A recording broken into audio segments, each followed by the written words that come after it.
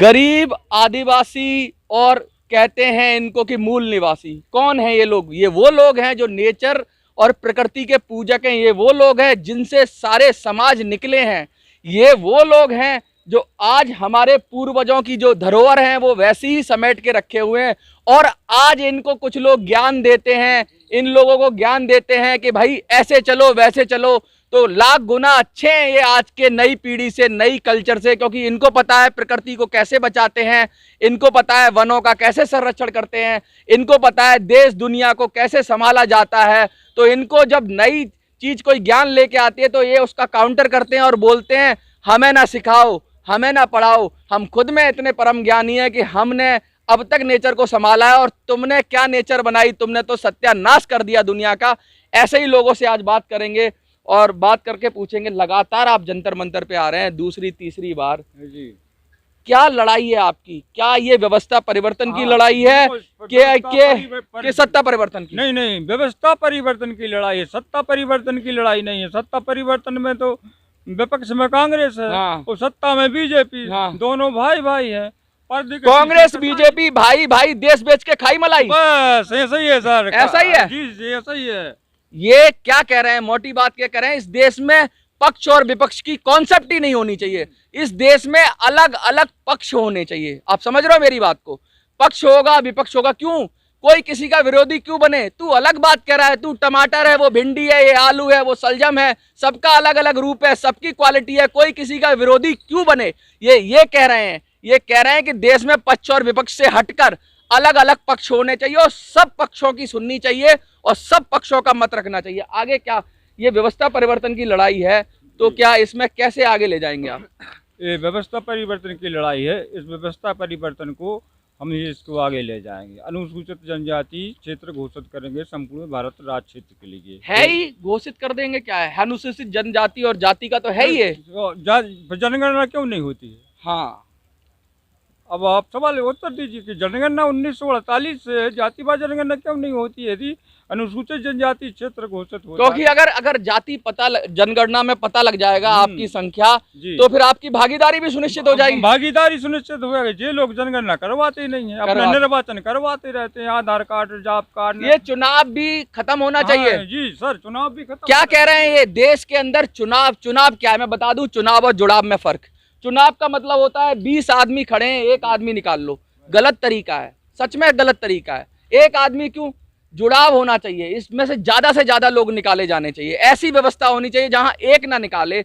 देश में 33% पे प्रधानमंत्री बन जाता है। क्या ये व्यवस्था ठीक है?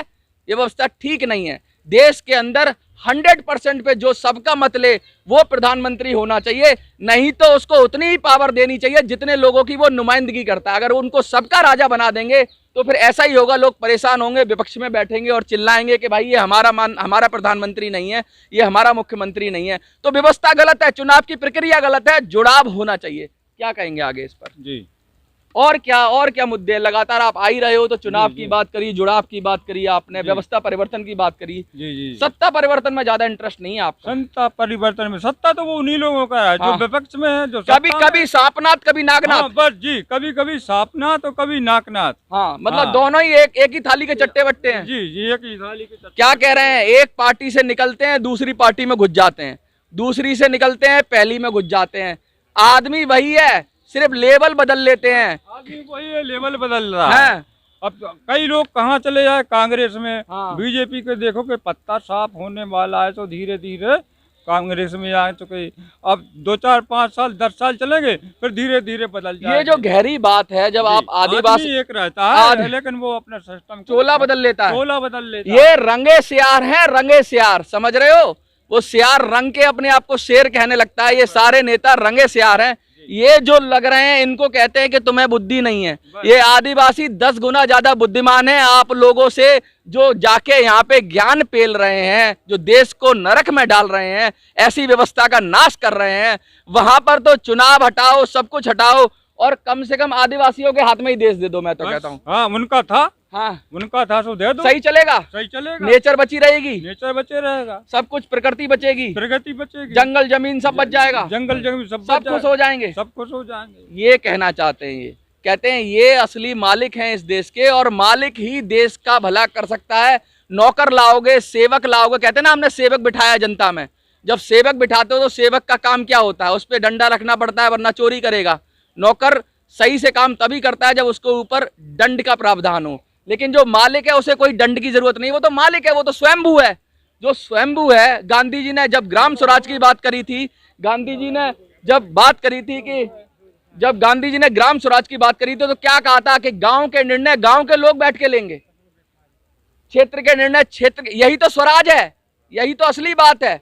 अगर गांव के लोग गांव का निर्णय लेंगे तो कभी गलती नहीं करेंगे, लेकिन उन सब व्यवस्थाओं को हटा के सेंट्रलाइज सिस्टम किया जा रहा है, डिसेंट्रलाइजेशन की बात खत्म हो गई, और कह रहे हैं कि भाई एक देश के अंदर एक आदमी बैठेगा दिल्ली से और एसी में बैठ के वो तय करेगा कि छत्तीसगढ़, मध्य प्रदेश, देश के किसी भी कोने में क्या बदलाव होगा, क्या चीजें होंगी। जब ऐसे सोचेंगे हम, जब ऐसे सेंट्रलाइज सोचेंगे तो विकृतियां पैदा होंगी, क्योंकि ये देश है जहाँ घाट घाट पे पानी बदल जाता है और कोस कोस पे बोली, तो इतनी ज्यादा कल्चर की विविधता है, तो कैसे एक ही हाक, एक तरीके से हाक दोगे आप देश को? हक सकता है क्या? अनुसूचित जनजाति क्षेत्रों में एक ही व्यक्ति के समान सरकार होती है, 17 प्रकार के ये नहीं बनाए जाते हैं। हाँ, 17 एक ही तरह से होता है, एक ही तरह से होता है। और वो एक तरीका क्या है? वो एक तरीका है सबको साथ लेके चलो, सबका सम्मान करो, सबका साथ, सबका विकास, बोलने के लिए नहीं, करने के लिए।